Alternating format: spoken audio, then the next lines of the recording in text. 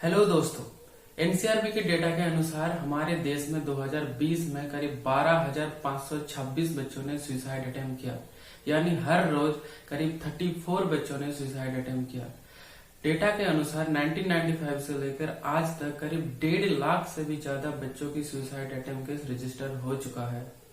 अभी हमारे चारों तरफ रजा निकलने का टाइम चल रहा है यार। न्यूज, मीडिया, यहाँ तक कि हमारे आसपास के घर में भी, पड़ोस में भी इसी बात का चर्चा है कि किसने टॉप किया, किसने 95% नंबर मिला। पर हम में से कोई भी उनके बारे में बात नहीं कर रहा है जिन्हें या तो 60%, 40% या उससे भी कम नंबर मिला।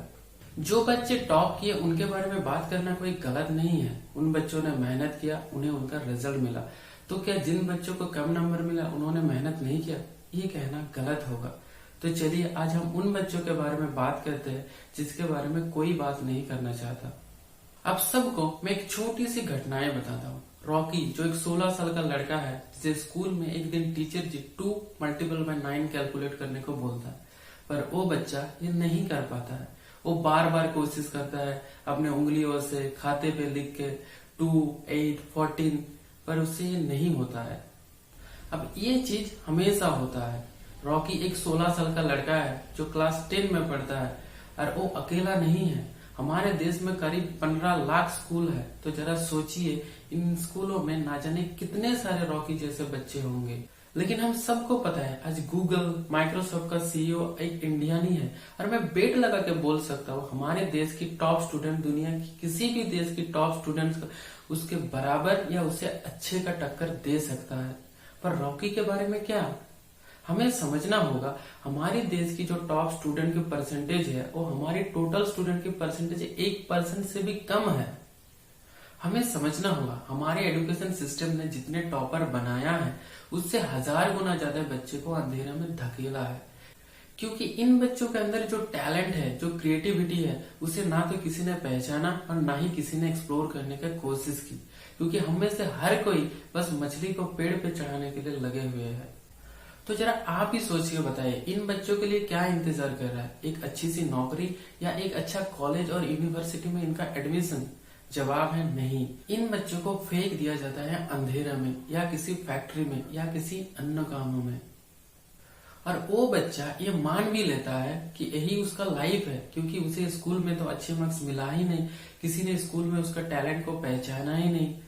और यही सबसे बड़ी प्रॉब्लम बन जाती है कि वो मान लेता है कि उसने स्कूल में फेल हुआ है तो आगे जाके जिंदगी में भी फेल ही होगा। हमारे स्कूल हमें कुछ नया सीखने का या कुछ नया अलग किताब पढ़ने का या कुछ नया ट्राई करने का जो इंटरेस्ट है उसको ही खत्म कर देता है। क्योंकि हमें पूरे साल एक ही किताब को बार बार पढ़ना पड़ता है अच्छे नंबर लाने के लिए। जब से हम स्कूल जाते हैं तब से हमें यूनिफॉर्म, डिसिप्लिन, वेल मैनर के बारे में बताया जाता है। स्कूल में हम कुछ गलती भी करें तो उसके लिए पनिशमेंट भी दिया जाता है। हमें ये भी सिखाया जाता है कि एग्जाम में अच्छे नंबर कैसे लाए, एग्जाम में टॉप कैसे करें। पर हमें टीम वर्क, इनोवेशन, लीडरशिप के बारे में ना तो कुछ बताया जाता है और ना ही कुछ सिखाया जाता है। हमारे बगल में जो दोस्त बैठे रहते हैं उनसे अच्छा नंबर कैसे लाया जाए ये तो सिखाया जाता है, पर हमें उन सब को मिलके एक टीम बनाकर कुछ अच्छा या कुछ नया ट्राई करने को नहीं सिखाया जाता है। एक बच्चा जब से स्कूल जाता है तब से उसे यही कहा जाता है कि आगे जाके वो कोई नौकरी नहीं करेगा तो उसका फ्यूचर बर्बाद है। यानी दिमाग में पहले से ही सर्वाइवल का सोच भर दिया जाता है। और अगर दिमाग पहले से ही सर्वाइवल का सोच और डर से भरा हुआ रहेगा तो कहाँ से फ्री थिंकिंग और एक्सप्लोरेशन का सोच आएगा? कैसे एक अच्छा क्लार्क बने, यानी ना सवाल पूछने वाला बच्चा बने, इस पे ज्यादा जोर दिया जाता है। एज ए रिजल्ट आज हमारे देश में 63% बच्चे मेंटल प्रेशर से जूझ रहा है। एनसीआरबी के डेटा के अनुसार हमारे देश का स्टूडेंट सुसाइड रेट अभी 8.2% हो चुका है। यूनिसेफ के डेटा के अनुसार हमारे देश में हर साल 12.6% बच्चे स्कूल से ड्रॉप आउट हो जाते हैं। ये बच्चे आगे जाके कॉलेज का मुंह ही नहीं देख पाता है। पर आज इनके बारे में कोई बात नहीं करता, ना हमारे देश की मेन स्ट्रीम मीडिया और ना ही हमारे लोग। हर एक बच्चा जो स्कूल या कॉलेज से ड्रॉप आउट होता है उसके पीछे एक रीजन होता है चाहे उसे एजुकेशन सिस्टम ही बोरिंग लगा है, या स्कूल के बाहर या कॉलेज के बाहर वो जो नेचर में रह रहा है वो उसके एजुकेशन के सपोर्ट ही नहीं करता है। पर एक बात पक्की है, हर किसी का पीछे का रीजन यूनिक है। आज हमारा स्कूल इंडस्ट्री एक ऐसा इंडस्ट्री है जो बिना किसी वैलिड मार्केट रिसर्च के अपने प्रोडक्ट बनाते जा रहा है। बच्चों से ये कभी नहीं पूछा जाता है वो क्या चाहते हैं, पर ना ही उनके टीचर से ये पूछा जाता है कि उनके बच्चों को क्या जरूरत है। आज हमारे स्कूल के सिलेबस, एग्जाम या सिस्टम सेट किया जाता है एसी कमरे में बैठे हुए कुछ लोगों के द्वारा, लेकिन उसे इम्प्लीमेंट किया जाता है स्कूल में पढ़ाने वाले टीचर्स और पढ़ने वाले बच्चों के ऊपर। टीचर्स और स्टूडेंट के फीडबैक के बिना कैसे ये प्रॉब्लम सॉल्व होगा? अब इन बातों का पॉइंट यही है कि हमारा एजुकेशन सिस्टम कोई मैकेनिकल सिस्टम नहीं है जो सिर्फ डेटा के ऊपर से चलता है। ये ह्यूमन सिस्टम है, ये लोगों के बारे में है, ये उन लोगों के बारे में है जो लोग या तो सीखना चाहते हैं या तो नहीं सीखना चाहते। अब इन सब बातों से हमें लेसन क्या मिलता है? नंबर 1, हमें ये हमेशा याद रखना पड़ेगा कि हमारे पास अभी भी हजारों हाई स्किल जॉब अवेलेबल है।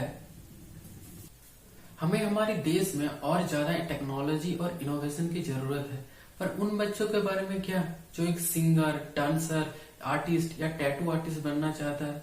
तो उन बच्चों के लिए क्यों ना अलजेब्रा को हटाया जाए और उनके इंटरेस्ट के कुछ वैल्यूएबल स्किल सिखाया जाए जिससे वो अपना बिजनेस स्टार्ट कर सके और पैसे कमा सके।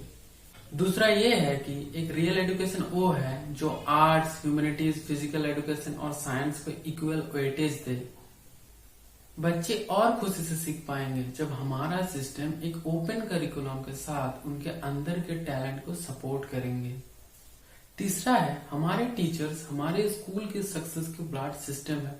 टीचिंग एक क्रिएटिव प्रोफेशन है, तो टीचर्स को और ज्यादा क्रिएटिव बनने में सपोर्ट करे ताकि वो बच्चों के अंदर और ज्यादा क्यूरियोसिटी बना सके।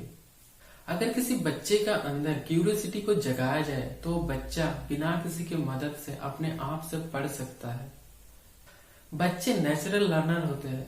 असली अचीवमेंट तब है जब हम उनके अंदर के टैलेंट को बाहर ला पाएंगे, और क्यूरियोसिटी वो इंजन है जिससे हम ये अचीव कर पाएंगे। And finally the environment.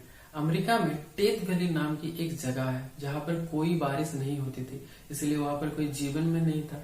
लेकिन विंटर 2004 में वहां पे बारिश हुआ, 7 इंच तक का बारिश हुआ। और स्प्रिंग 2005 में सरप्राइजिंगली एक घटना घटी, पूरा का पूरा डेथ वैली फूलों से भर गया। इससे क्या पता चलता है कि death valley actually was not dead, it was dormant. उस मरे हुए जमीन के ठीक नीचे बीज इंतजार में था एक सही एनवायरनमेंट और एक सही कंडीशन का।